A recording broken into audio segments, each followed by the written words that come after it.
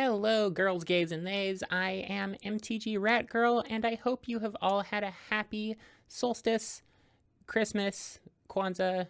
We're past all of that now, and well past the time that I wanted this video to come out. Anyway, my playgroup this year had a really good idea for a gift exchange for any of these occasions, or anything else you can think of, like a birthday probably, that you can use, and it's super easy to put together. Let's go over it now.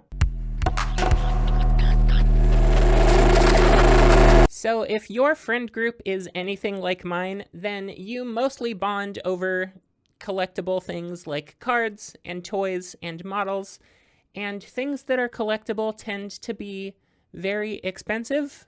The more your friends want them, the more expensive they probably are. So for our group of Magic the Gathering playing friends, my friend Gwen, along with Ada, who you can find on Blue Sky right here, collaborated on this idea for a white elephant gift exchange for $5 budget commander decks. Yeah, $5. I don't know how she did it. I think we started out at 10, but Gwen did the math, looked through some of her bulk, and found that she could pull off 5 pretty easy. So I guess she is just more of a bulk scrounger than even I, your local favorite rat. So I really liked this idea because it is obviously very up my alley. I like digging through the trash. It was also a fun way for us to get rid of bulk that we had lying around and utilize it for something truly unique.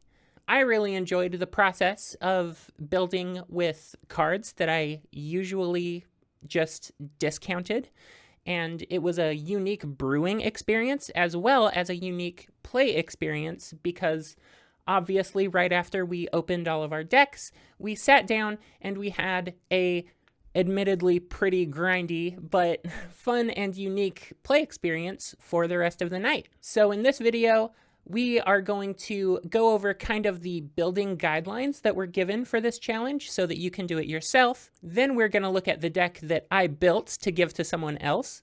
After that, we will look at the deck that my good friend Gwen gave to me, and that'll be it. Then I will see you off into a lovely new year.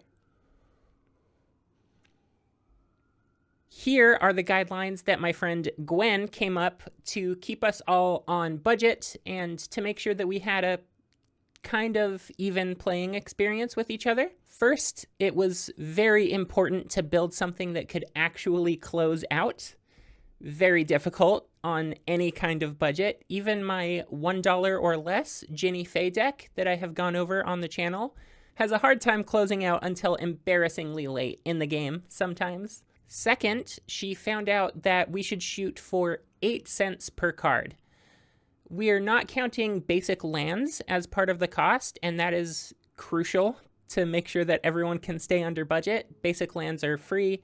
You can get them at a game store. They're usually giving them away like candy. And so having 36 basic lands in your land base means that assigning 8 cents for every other card will bring you to a total of $5.04, which isn't a huge deal. We're using TCG Player to check prices.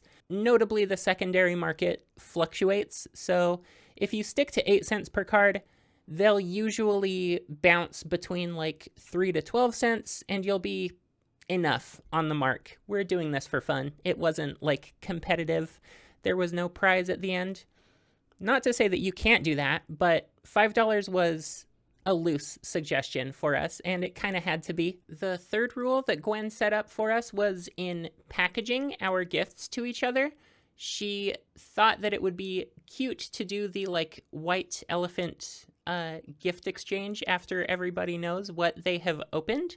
So nothing was visible in our package wrapping and presentation, but after everyone had chosen and unwrapped their gift, they needed to be able to see a couple things without actually cracking the box and seeing the 99. They had to see a commander, and they also had to see a 3-word summary of the list to get kind of like a vibe about what it did without actually knowing how the game plan was going to go. So the list that I ended up getting was called Nasty in Taxi, and it did feel like it did some pretty nasty snowbally stuff later in the game. But I will go over all of that with you after we go over the deck list that I gave to some lucky player and the deck list that I was lucky enough to be playing for the night. See you in a sec. So let's get right into the deck list. As you can see here, I have Morska, Undersea Sleuth, as our beautiful commander. This was actually a pre-con that I bought and I played around with. I took some good like proliferating and +1 counter pieces from, but I ended up not really enjoying the play pattern of the deck itself, so it gets new life as a $5 and under commander deck for this fun little holiday event. So Morska's deal is she really wants us to draw cards, so she gives us a clue token on our upkeep and says whenever I draw my second card each turn, put 2 +1 counters on her. And so she's easy to roll into this Voltron strategy. She gets out of control really quickly and just becomes this giant unstoppable snowballing monster. I thought instead of leaning heavily into the Voltron plan, what I could do with her is be all cantrips. So this is going to be the packaging of the box. I'm just going to tape this onto the box that I put the deck in. Morska, who can rip, actually. She rips those cards like no one else. So it's going to be only cantrips. We want to draw cards and get her big. I'm going to show you, but Morska is not the only payoff that we have for drawing a card every turn and having a deck full of nothing except cantrips. This is very similar to the play pattern of my Ezuri Proliferate deck as well. I really like these spells that do something that you want anyway. They lean into being very controlling because a lot of control pieces are like some minor detriment for an opponent's creature or like a soft removal spell and draw a card. So it just kind of trains you to playing this tempo style of list that I don't think many of us have practice with in the commander format. But the first category of card I'm going to go over, there's only 2 of them. We just like these 2 cards because they're cheap and they're good value. So Thraben Inspector, just a good value piece. Like I said, this is the theory of the deck. This is a really good illustration of the core theory of the deck. It comes down, it's a 1/2, it's a good rate, and we get a clue token along with a creature. So yeah, we're doing a lot of this 2 for 1ing, and that is how we are going to like slowly eke out value in this list. I'll leave Morska there so you can see her and read her and remind yourself of what our deal is. Search the Premises says whenever a creature attacks you or a planeswalker you control, that's not going to be relevant. You get to investigate. So again, this is just piling up clue tokens for that incremental value. We want to be doing something small and productive during everybody's turn, not just ours. So this is a good way to make sure that you get to hopefully make a clue token and draw a card whenever someone attacks you. Our next category is cards that can get things back from our graveyard. And I've been trying to make a conscious effort to include some of these cards in every single commander deck that I make. Even the colors that don't lend themselves towards that, like even in Izzet and I don't know, like blue-white decks. I guess white is pretty good at it, but even in blue colors and red colors, places you wouldn't normally see this, I'm trying really hard to include something kind of like an Eternal Witness. It's just such a powerful effect. I think it always comes in handy in the late game. You just want to have that like probability that you will get something back that someone else has removed because it's a game-threatening piece. So we want to be playing the Surgical Suite first. That's our little trick, is return a creature with mana value 3 or less from your graveyard to the battlefield. That's going to be most of the creatures in this deck. And then the Hospital Room is our 2 for 1.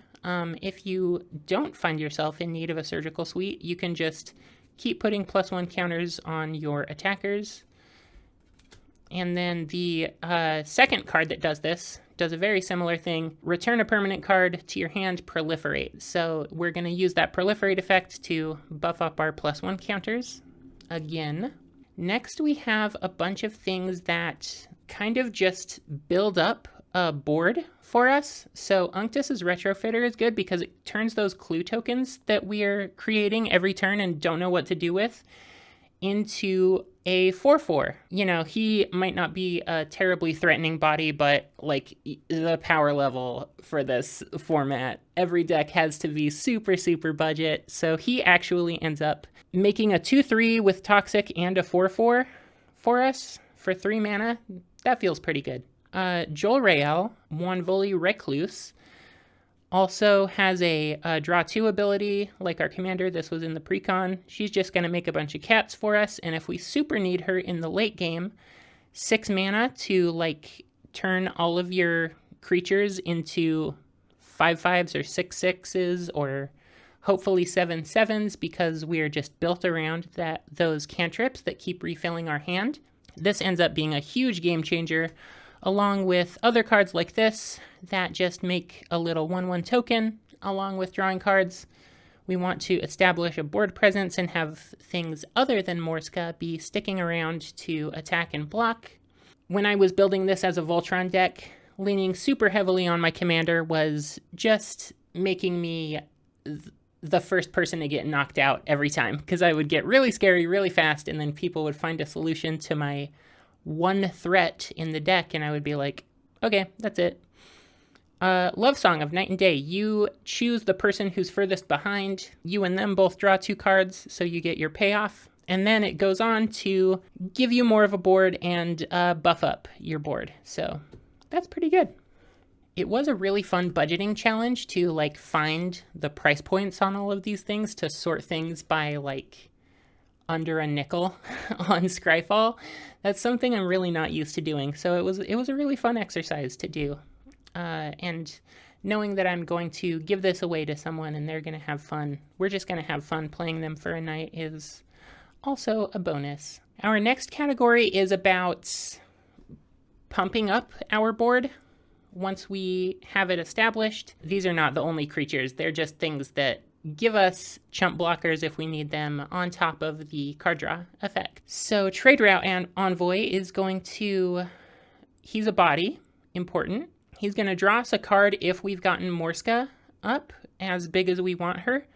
And if we haven't, then we just get a 5/4 for 4 mana. So that's a decent rate. Vivisurgeon's Insight is a card draw spell that also lets us proliferate those +1 counters. So again, just beefing up our board once it's there. This is a cantrip on a combat trick, you know, get our board nice and beefy. And these are the other payoffs for drawing 2 cards every turn, along with our favorite Merfolk, Morska, over here. I keep wanting to include Merfolk cards in this deck and then realizing she's not actually a fucking Merfolk. Why would they do this to me? I'm such a Merfolk fan, and they made her a fish. What do you call the cross between a Vidalcan and a fish?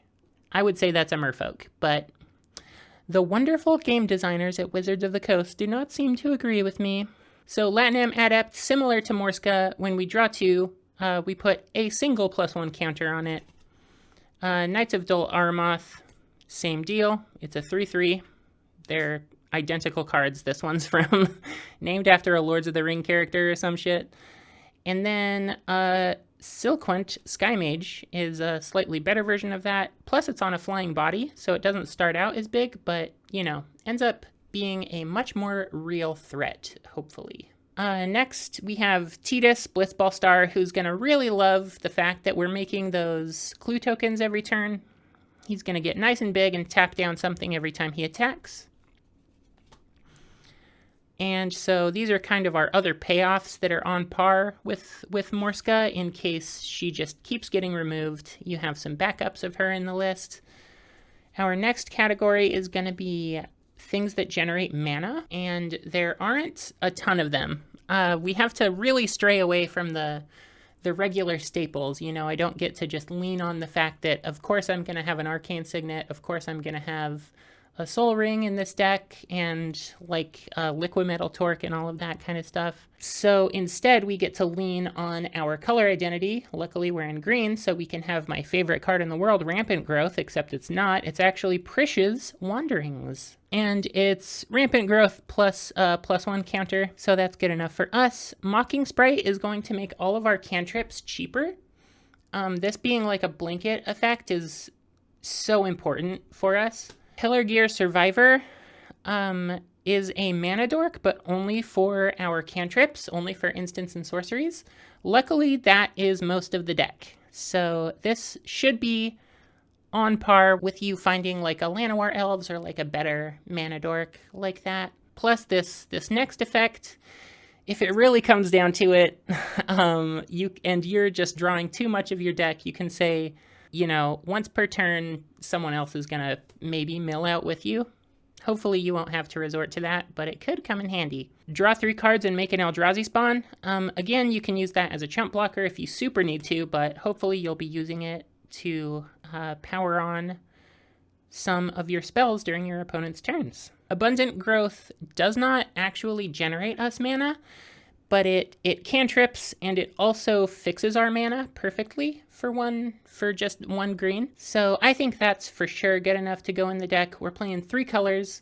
We really want to be able to like get all of these complicated pips every single time. Next up, we have Eureka Moments, which is like an extra land drop, plus we draw 2 cards. Those are the magic words. And this being instant speed means you want to pop this on an opponent's turn and leave up mana for it. Snapping Voidcraw has not made it into any of my decks. I played a lot of Modern Horizons 3 and I had like a full playset of them, but it is super handy for cracking the clue tokens. You just know that you can rely on that to get your second card draw during an opponent's turn. And Selvala, of course, is going to be a little more group huggy, but the fact that you are getting a bonus every time you tap her to like draw that second card should hopefully put you ahead of all of your opponents. And even if you super need to, you could use her if you know that you just need like 1 more mana on an opponent's turn. You could like keep her up, use her as a blocker, and then use that parlay ability to play a combat trick or something. I think she's especially handy in this list, though. I don't think people give her enough credit for the flexibility she provides. Next up, we have our removal options. And like I mentioned earlier, some of these are very soft removal, you know. We don't get to Sunfall in the $5 deck. So this is destroy a creature with toughness 2 or greater, Gallant Strike. It also lets us cycle it if we would rather have that. Same deal with Break Asunder. The cycling option is why this is being included in this list, because if you don't need to blow up an artifact or an enchantment to stop someone from running away with the game, you can just play into your game plan and cycle it instead. Hindering Light, there's a reason this is only 3 cents. It's not the best counterspell, but it really just is protection for our commander here, and I think that is the best we can ask for on top of a cantrip. Plunge into Winter taps a blocker down so that you can get in, and also scrying 1 is nice, I guess, and you draw a card while you do it. All cantrips, all the time. I have gone over all of the cards that do not literally say draw a card on them, I think. This is a perfect illustration of what I was saying about the like tempo plays that this deck can do.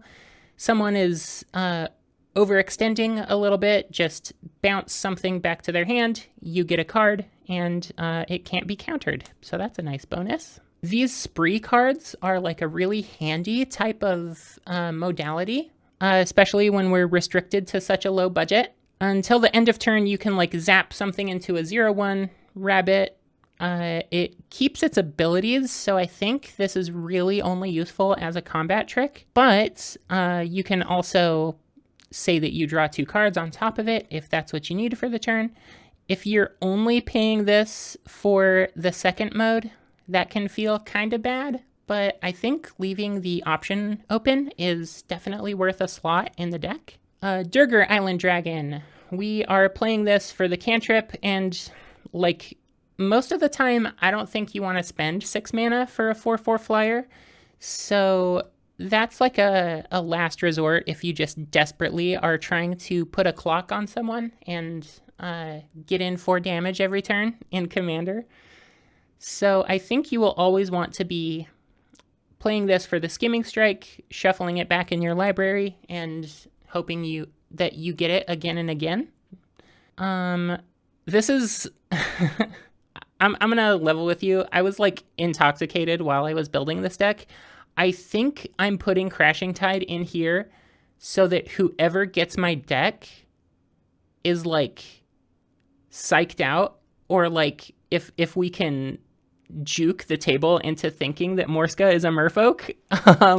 This is definitely like a fun cheaty McCheaterface type of card, and I guess I'll put that on screen there so that you can see what I'm talking about. But this is not a competitive game at all.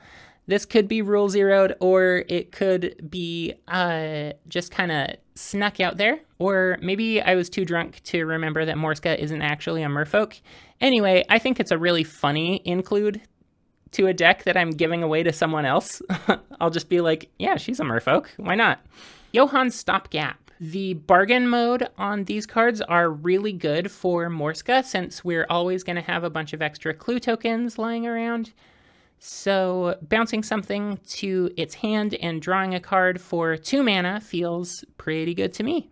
Next is Mind Spiral. This is another sort of group huggy thing because we do want to be gifting the tapped fish to someone every time. The way that we want to play these cards is just trying to squeeze all the juice we can out of them every single turn. So we draw 3 cards, tap something and stun it.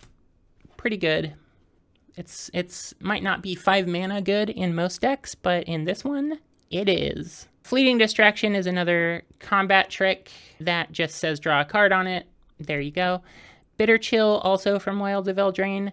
We get to permanently tap something down, and then when it's put into the graveyard, if someone wants to remove it finally, we get a cantrip for 1 mana of any color. Break the Spell is usually not good enough for any sort of commander deck, but enchantments are really good value engines most of the time. So, you know, if we super need the card draw, we can blow up a clue token instead. Bewildering Blizzard, this is a great like anti-Alpha Strike tech. I think that's the only way that this could conceivably be used. I guess if someone is finding a way for under $5 in their entire deck to like cast a big fight spell, like that giant really scary dinosaur that just like keeps fighting things on the board, that could be good. But we're probably just gonna hold back 6 mana on our turn and hope that people think that we're gonna crack a bunch of clues, but instead, bam, your Alpha Strike is nothing. I'm still in the game, get fucked. Plus we draw 3 cards. That's also pretty good, if you think about it. Okay, next up we have a few creatures that just are bodies and kind of a cantrip. We've got Pond Prophet, enters, draws a card. Spore Crawler, vanilla 3/2. If it dies, we get to draw a card. Beastbond Outcaster, we will hopefully draw a card as soon as we are able to play this, because we're going to be focused on making Morska big. We really only need to cantrip twice on an opponent's turn to do that. But if you can't, then just pay 2 mana and have it hang out until we can draw a card. So that's pretty cool. Outlaw Medic is another handy guy. When he's done his job, we get to draw a card for our trouble. Malcator's Watcher has Flying and Vigilance, so really good for blocking any big scary angels or dragons that someone has diabolically found a way to include in their $5 commander deck. And Thieving Magpie doesn't look like much, but I know from playing the revisited Dominaria in Limited that this is like one of the best card draw engines in the Limited environment, so it goes in here for sure. And the rest of these are also going to be engines rather than just one-off things. We want things that are similar to this effect, so we play Fear of Failed Tests to hopefully be able to like give it flying, make it unblockable, get it in like so many times that we're getting some card draw off of it. Troyan Gutsy Explorer, we mostly want to use this for the looting mode, but in case you do need to play some big spell on an opponent's turn, like Bewildering Blizzard, you can just have like 2 extra mana out of nowhere. Captain of Umbar, also a looter. We just get to sculpt our hand and throw away any like cards that we don't need to keep cantripping. Kikirin Merchant, I'm positive I'm pronouncing that wrong, but it loots, and we do actually have the towns in our mana base because they're dirt cheap. So hopefully we actually get to pop that ability eventually. And then Kek Tarantula is... we're just going to be paying 6 mana for it every turn, I'm afraid. Sorry to say it. But it's got reach, it's a good blocker, and then whenever people try to remove it, we get to draw cards.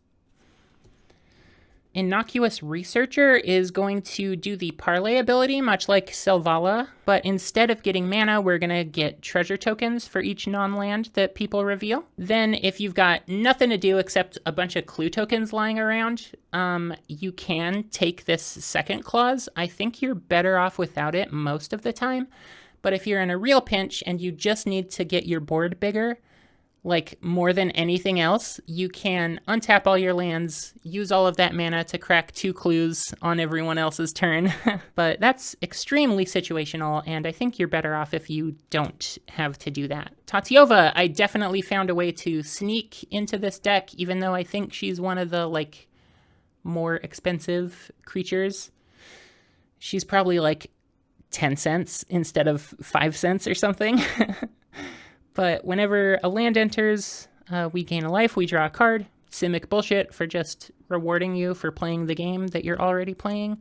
And Grahatia from Final Fantasy, whenever we get rid of a clue token, he's going to let us draw a card. And it is an ability that only triggers once each turn. But remember, that's during your opponent's turns as well. He also has reach, and like he's kind of cute. This looks exactly like my not very long-lived Final Fantasy Archer that I had for a little bit. And the rest of the deck, my friends, is lands and card draw. So, draw a card. We also get to play it if we have, like, if we loot it away with one of our looter cards. Focus the Mind if it's our second spell we're casting during the turn, or third or fourth or whatever. We get to just pay 3 mana to draw 3 cards, discard a card. Unending Whisper is good because hopefully Morska will let us harmonize it for just 1 blue mana again, so that's kind of handy to get it from the graveyard. Tune the Narrative is legit. We're not doing shit with the energy, folks. This is just here because it's 1 mana to draw a card. Think Twice, again, we get some extra value from having the flashback ability. Birthday Escape, I don't think we're using the ring. I don't think that Skulk plays into us very much, but like, I guess maybe if if we find a way to like, no, that's the only ring tempts you card in the whole deck. So I think we're just using that to draw a card. And then we've got Enter the Enigma, which makes something unblockable. That's very cool for us. Divination, a classic, just what it says on the tin. It's a card draw spell, you draw a card. Then we have Seize the Secrets, which should hopefully lean into our control and tempo-based strategy, because targeting a spell, countering a spell, targeting our opponent's creatures, these are things that we have a lot of effects for. So you should hopefully be able to play this for just 2 mana instead of 3. Then Sudden Insight, I think, is a really big card draw payoff. Our curve runs the whole gamut, so if you play this card, you should be like drawing 4 or 5 or maybe even 6 off of it if you're super lucky. And then finally, Elven Insight, really good for helping us dig for a creature or just making sure that we hit lands, I guess. You really want to try and find a creature in this deck, even though it's not like the math doesn't work out terribly well for us, unfortunately. But the ability to scry 3 and then draw and then make Morska super big for just 1 mana is really good, because that's the kind of spell you want to be casting on your turn so that you can be leaving up clue mana for your opponent's turns. Okay. Very last part is the mana base. A lot of this, I don't think I will have a lot to say about. This fixes our mana. The Tricycle lands from Modern Horizon 3 are really good and really cheap, and they do the same thing as like Evolving Wilds here or Myriad Landscape, which might also be in here. Crossroads Village, tap land that fixes us. Same deal with Thriving Isle. A lot of these are just the cheapest thing I could find. Oh, Avishkar Raceway. So having Start Your Engines is good enough if it's on a land, right? We're not casting any spells that do this. This is just a land drop that says we want to be doing damage to an opponent every single turn, or every single one of our turns, I suppose. Oh, and this is when an opponent loses life. So hopefully this will only take one go around the table to get you to max speed, because just people attacking each other and playing the game will be losing them life and getting you to max speed by your next turn. And then if you have nothing else to do with your mana, you can loot for 3 mana of any color and just make sure that Morska ticks up. Krosan Verge is fixes us for green and white, even though it's terribly, terribly slow. We have all of the like tap, gain 1 life lands in here. We've got the town, like I mentioned earlier. Oh, I don't have the green-white town. That's the one thing that I meant to pick up for this deck that I haven't. But anyway, yeah, the tap, gain life lands are in here. There's the Simic town, and the rest of the deck is basics. I think I have slightly more islands than plains and forests in this deck, because the large majority of the deck is blue. This is not a very white deck. It feels like it's mostly Simic, and then we're splashing some white cards in there. But it's really heavy on the card draw, and that means we need islands in our hand every single time. So that is the deck list. That is Morska Can Rip, Morska only cantrips, and we will bring it over to the other camera.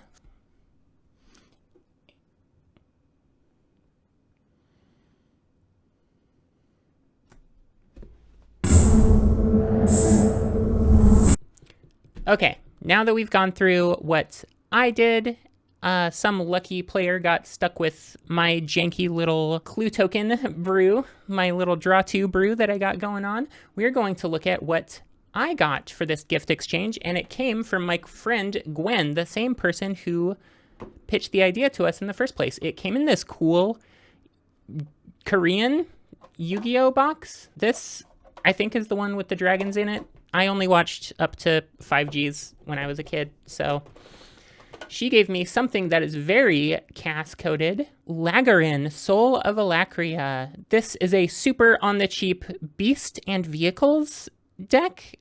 So our commander is a 1/1 flyer.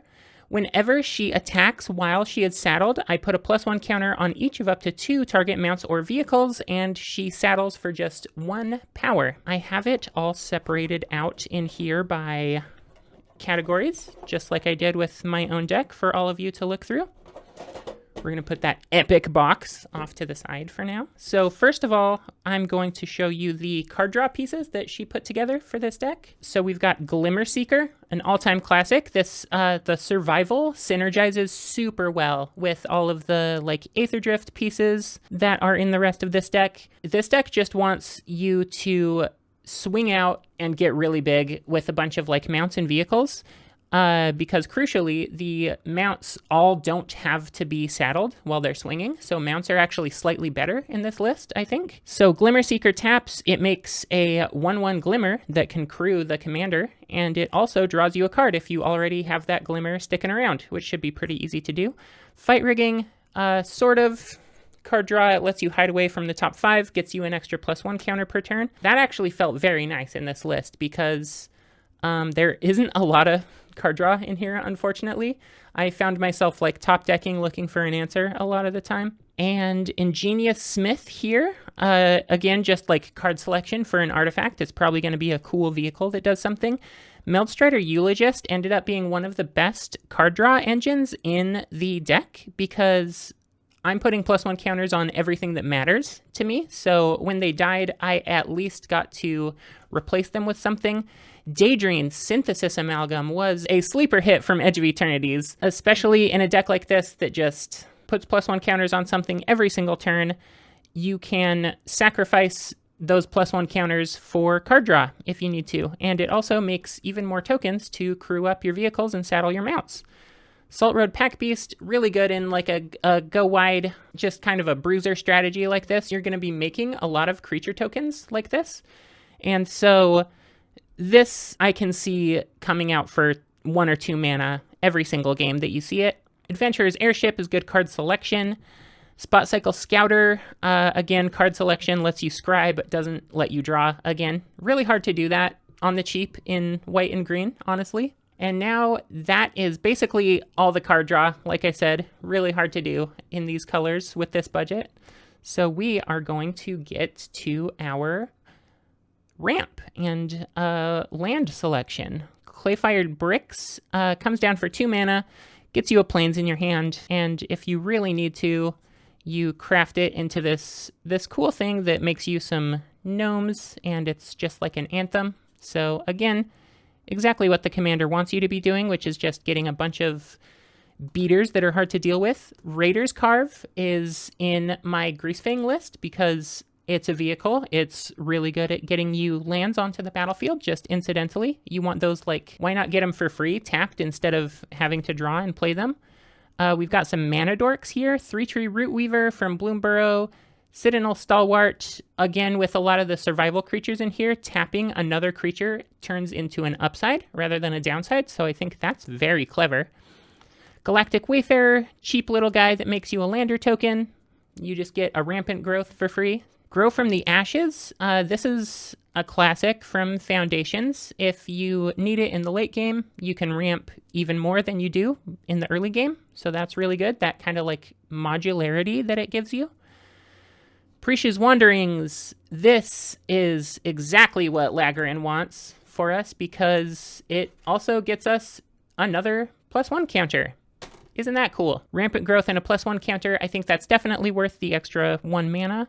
Lumbering Worldwagon, I could not believe when I played this for the first time that Gwen made this fit into her budget. It's so good.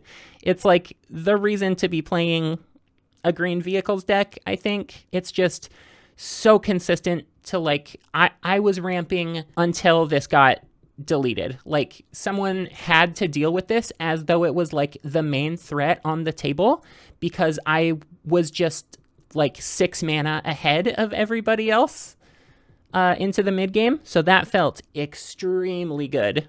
It's so cool that it was getting buffed on top of buffing itself for ramping me. It was just incredible. This is like my favorite thing to play in the deck. Intrepid Stablemaster is another mana dork that can tap for 2 if you're using it to cast one of your big beaters that you want. And Scaretiller, I think I should see this in a lot more decks, honestly. If this was not a budget list, I don't know that I would see him because green has access to like so much better ramp. But especially in games where people have like ways to mill you or destroy your lands, being able to tap him to crew our commander and then also pull a land from the graveyard rather, felt so nice. So next, we have a few that I missed here. Oh my god, there's so much ramp. Oh my god. Just let me Okay, I'm going to show you the card draw stack that's like this many cards versus the ramp that we haven't gotten through yet. House Cartographer, another survival guy who wants to be tapped, and then you just pull until you get a land from the top of your deck. That feels pretty cool. Mobile Homestead would not make it in any non-vehicle deck for sure. It's very incidental land drops. Woe's Pathfinder is one that I actually did not see at all in the Lord of the Rings commander decks, or the Lord of the Rings sets. I guess just having that extra, if you have mana to burn another creature gaining trample, is exactly what you need to close out a game in this really slow, dirtily format. Bellowheart Bike is another one that I completely missed from Aetherdrift. Kind of cool that I got this special art about it. Seems pretty fun. I like this little goblin greaser dude. He's looking pretty fucking slick in his tricked out wheelchair. So gaining 2 life, not going to be a big deal. But adding a mana of any color and being 4 power on the battlefield that is like a mana dork that you can turn into a closer later in the game. Really good. Tunnel Tipster, you're never going to need that first clause in this deck. This is definitely just here to be an extremely cheap mana dork. Subway Train, if you just need a 3/1, it's only 2 mana, so that's pretty cool. But if you need the extra land, 3 mana for a Rampant Growth is basically all you can expect if you are trying to build a deck for under $5. So yeah, again, ramping, important in this deck. It's twice the size as our card draw pieces. Of course, card draw helps you smooth out and get your land drops on time, so I'm never sad to see it, but yeah, I think that this deck does not have mana problems. That is for sure. Next, for our removal pieces, things like this, like Radiance Judgment, or any of the super cheap white pieces that just say destroy a creature if it's big enough, these changed the game. And they're just so much more valuable than they look like in this kind of a format because everyone's engines are so much slower than you expect. I'll tell you in the next shot when I'm telling you how the game went, but oh my god, I could have used 1,000 of these. I could have used these being like half of the deck. Dissenter's Deliverance, the fact that this can cycle, I think makes it a lot more valuable. I didn't end up running into it in my game, but I definitely would have used it for that just cycling cost. Duel for Dominance I did end up using, and fight spells that bump your own stuff. It's exactly what green wants to do. 0 complaints. I love this kind of thing. And in a cheap, dirtily deck, it's even more impactful because, you know, making your stuff big, harder to do. Airship Crash, again, the destroy artifact, enchantment, or creature with flying. Green has access to 1 million of these, but I think the reason Gwen chose this one is because it doubles as a card draw spell if you super need it. Spring-loaded Saw Blades. I remember doing a lot of work in the Caverns of Ixalan standard. So the Craft with Artifact mode, I have never seen anyone use it. It's just a flash spell that deals 5 damage to a tapped creature. This is perfect, cheap, white removal. And I guess you can... Oh, it turns into a vehicle. That's why it's in there. I didn't even know that this had a backside. Again, never seen anyone do it, but in this deck, I guess I wish I would have found it, because then I could have had a very cool 5/5 with Crew 1. Also, the fact that it becomes a vehicle the first turn that you use it, and so you don't have to pay that crew cost immediately after. It can attack right away because it is transforming. It isn't exiling and then re-entering the battlefield with Summoning Sickness. So that's actually some pretty cute tech that I wish I had the chance to explore in person. Detention Chariot, again with the cycling, Aetherdrift was super heavy on this, and I think we needed more of it as Magic players. I think people undervalue the ability to throw a card away and get a new one if it's not what you want. Evergreen mechanic, really cool. But this is basically O-Ring for 6 mana, so it's kind of a shame that it becomes easier to remove while you're crewing it, but still, it's not nothing, you know? You gotta trade resources with whoever is the furthest ahead at the table. Phyrexian Rebirth is another one I was very surprised to see made it into this list, but making that big horror artifact creature is really cool to use as like a blocker. It's basically just like a wall that no one can get past while they're slowly rebuilding their board. And I think that is all of the big removal options that we have. There's like, what, 7 of them? You really want at least 8, but I'll talk about that later. The next important part about this deck is making sure that we had evasion. Again, it's super easy to build up a board of beaters, but it's harder to close out when everyone has such a strict budget limit. Anything splashy and explosive that you can do is usually worth a lot of money for a reason. So this is just a mount that you can saddle to give creatures you control trample. So it's kind of a really bad overrun effect, but that's exactly what green needs in this situation. Synchronized Charge, I ended up needing to harmonize this to even stand a chance at winning the game that I was in. Yeah, I'll tell you later about it, but the +1 counters is fine. Really giving everything trample is what you need to make sure you have a real alpha strike. Temperamental Oozewag. This is just really good to make sure that all of your stuff has trample. Again, our commander having flying really helps, but giving everything on your board evasion is what you will eventually need to clinch a win. Affinity for Artifacts made this I think a 3 mana +2/+1 as an instant, so it really helped when I was trying to block a bunch of stuff that would have otherwise set me back a whole lot. Really came in handy. I don't think you want to use this as an alpha strike unless, it's in a 1v1, essentially. Mech Titan Core! This was so fucking cool.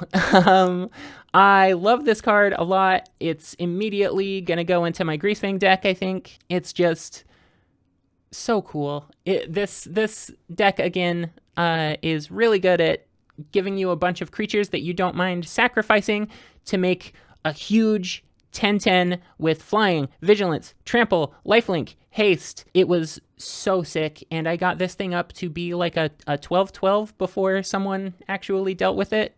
So super fun to see this in such a cheap deck. It really made all the difference in the world. Next, we've got some of these cards that let us get our resources back once we've been, again, this is a dirtily format. There's a lot of back and forth. Being able to resurrect one of these big closers, like the guys that give all your stuff trample, is definitely going to be useful. So Rise from the Wreck is designed to be in this deck, came from the same set as our commander. We get a mount, a vehicle, and a creature with no abilities, so a vanilla creature. We're probably not going to use that mode. So getting a mount and a vehicle back for just 3 mana was definitely a handy thing to have in my back pocket. Tune Up, returning an artifact, and if it's a vehicle, it becomes an artifact creature. Really nice to have that if you had a way to give it haste. I think it was mostly just getting it back so that I could use it next turn, unfortunately. Jolted Awake is here, not for the energy, just so that we can get a 2 CMC creature from our graveyard to the battlefield. So I think this is mostly useful for our commander, and it has cycling. That's the reason it made it into the deck. Now we're going to get into the cards that give us a bigger board, bigger stuff to crew and mount everything. You basically always want to be saddling and crewing with creature tokens so that you get the most value out of the vehicles that you are trying to turn into really big beaters to close out. So this being a 5/4 that can crew itself immediately, pretty nice. Rayblade Trooper is very similar to our little insect that we had back here. Whenever a creature with a +1 counter on it dies, we get a 1/1 soldier. Also having the warp ability here was very good because you can always curve into it. So you pay its warp cost for 2, get a +1 counter, pay its real cost for 3, get another one. Really fun mechanic. I miss playing with Warp a lot. I wish I could go draft Edge of Eternities for like the next 3 sets. Bridled Bighorn, if you manage to saddle it while it attacks, it also makes a 1/1 sheep. Pretty cute. And the Pridewind, I've never played Fallout, so apologies if I'm saying that wrong.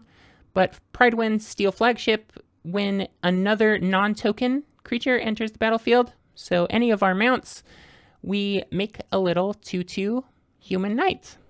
And finally, Autarch Mammoth. When this creature enters and when it attacks while saddled, you make a 3/3 elephant. So that's definitely the biggest creature token that we can make if you don't count Mech Titan Core. That is just right along with our strategy. Very fun. Big elephant makes more elephants. The rest of the deck kind of just soups up our other creatures in hopefully synergistic ways.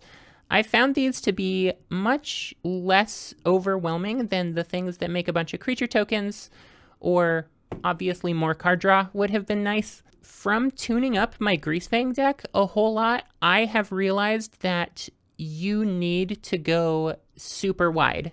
Going tall with one huge vehicle usually isn't enough to cut it unless that vehicle happens to be the, oh lord, the one that makes 4/4 angels. It's the reason to play Greasefang. I don't know why I constantly Parhelion. Unless it's the Parhelion, there's kind of not a reason to just be going all in on one vehicle because they're usually not good enough on their own. You have to make a ton of creature tokens to get the most out of them. So anyway, that all is to say, I would have liked more cards like this in the deck. Vehicle decks are sneaky creature token decks, and I'm not just saying that because I'm a creature token player no matter what colors I'm in. I promise it's actually how they play, practically. So let's get into our cool pump effects that Gwen assembled for us. Kitsune Ace from Kamigawa Neon Dynasty gives our vehicles first strike when they attack, or untaps this so that we can crew a vehicle as a blocker. Aeronaut Admiral just gives all of our vehicles flying, which is super nice, along with our flying commander doing commander damage to everybody. I don't know how Gwen did this. This is so good. While I was talking about and building my deck, I was following her instructions to the letter, trying to spend exactly 8 cents on as many cards as I could. Apparently, that wasn't actually the way to go, because having Lifecraft Engine as a bomb in this deck is really cool. You can just choose Mount as the creature type. It's a solid Anthem. Really good. 4/4 for 3. Could not believe that she managed to work that and also the giant Mech Titan Core into this list for under $5. It was very fun to see. Roadside Assistance, again making a creature token to crew and saddle things, was very sick.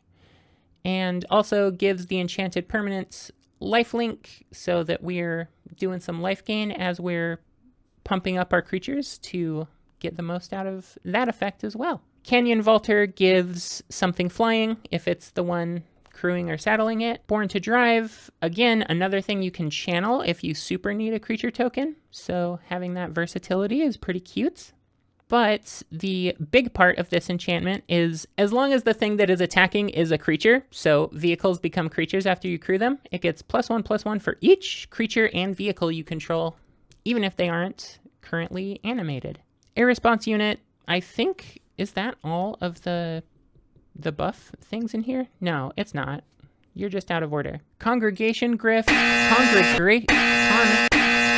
Congregation Gryff.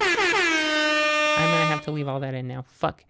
Was a signpost uncommon for the Outlaws of Thunder Junction set. Selesnya was the mounts colors back then and came back again for Aether Drift. So this attacks while it's saddled and gets +X until the end of turn, where X is the number of mounts you control. Specifically mounts, not vehicles, unfortunately, but it's going to be at least a +2/+2 since our commander is a mount as well. Unswerving Sloth, giving itself indestructibility, was very useful against the other Go Wide deck at the table. I would not have chosen this to include in a mounts list myself, but it turned out to be really useful. So I think I underestimated this one slightly. Inspiring Paladin. This was definitely a thing that had to be dealt with at the table immediately. Felt really good to be able to windmill slam this down. Since our whole game plan is putting +1 counters on things, we just gave our entire board first strike every turn, and that was really sweet to see. Veteran Survivor, another survival creature from Duskmourn, loves being tapped, loves tapping to crew and saddle things, and we get to just buff it up if we remove 3 things from someone's graveyard. So having a little bit of graveyard hate in here, very handy as well. I don't think I do that enough in my own deck building, just having like incidental graveyard hate, because I'm such a graveyard player. I feel bad putting it in there, you know? Earth Rumbler is so handy because in the late game, you can just exile things from your own graveyard to animate it as a blocker. So you can kind of like surprise people, hopefully, by having a big 7/6 when someone is trying to alpha strike you. And Longshot Squad here gives all of our creatures with +1 counters on them reach. Aniok Boundkin, also from the same original Tarkir set, gives them all first strike instead. So those are always very handy to have. Stubborn Burrowfiend only buffs itself. I believe this was in my Miriam list when I was making that one up for an earlier video as well, which you can probably see on screen right over there. But the milling ability on this was kind of bittersweet for me. Again, this needs evasion to be effective, so you will definitely need something to give it flying or trample or something to make the most use out of this guy. He was almost a closer for me, but not quite, which was kind of disappointing. Rover Blades was really good for bumping up our creatures, giving them double strike, pretty handy on its own, and you don't have to pay the equip cost if you draw it early in the game. Dragonfly Suit itself has flying, Skybox Fairy itself has flying and cycling. That's a 3/2 flyer and a 4/4 flyer for 5 mana. Not the greatest, but again, if you don't like seeing it, you can just find something else. Brightfield Glider, gaining flying and having vigilance is pretty handy, and same with a response unit. So that's like a little bit of built-in evasion that can't give it to your really big pieces that you have been like pumping up the whole game.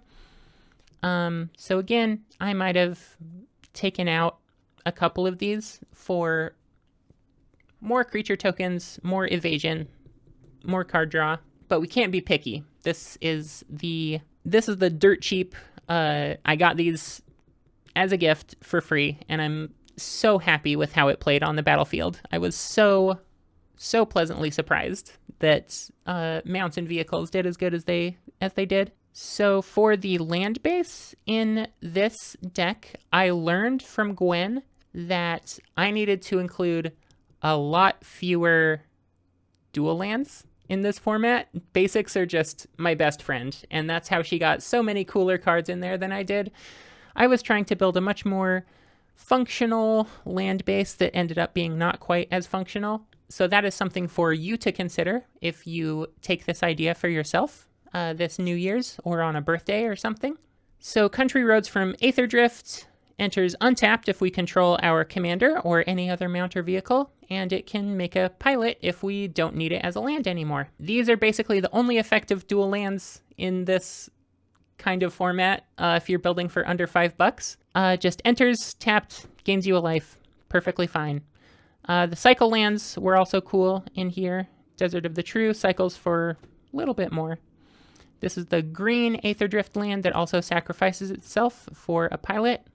Tranquil Thicket, green cycling land, and the rest are basics, my friends. I built my land base with 11 non-basic lands in it, and that turned out to be too much. Who knew? Felt so bad with my friend Broomy playing my list, and she just drew all of the tapped lands and was playing like 2 turns behind the rest of us as a result. So 6 non-basics, and some of them still come in untapped. That's really where you want to be.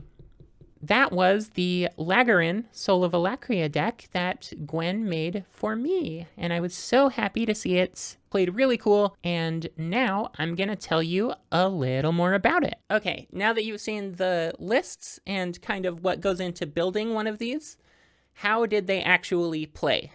Admittedly, anything at this low of a budget is going to be kind of a slog. So it took 2 hours for us to play our game, and surprisingly, my deck did some pretty explosive stuff. I was next to someone playing a Laughing Jasper Flint deck who was mostly stealing from my deck because it was having the biggest impact on the table, even though I didn't end up winning, sadly. Next to me on the other side was the lucky player Broomy, who got my Morska cantrips list, and she ended up having a hard time with mana, actually. When you're building one of these, I learned that basics are really the way to go. I spent some of my budget on some like tapped dual lands for mana fixing, and she just drew all of them out of the deck before she got to do anything. So she was playing several turns behind us, unfortunately.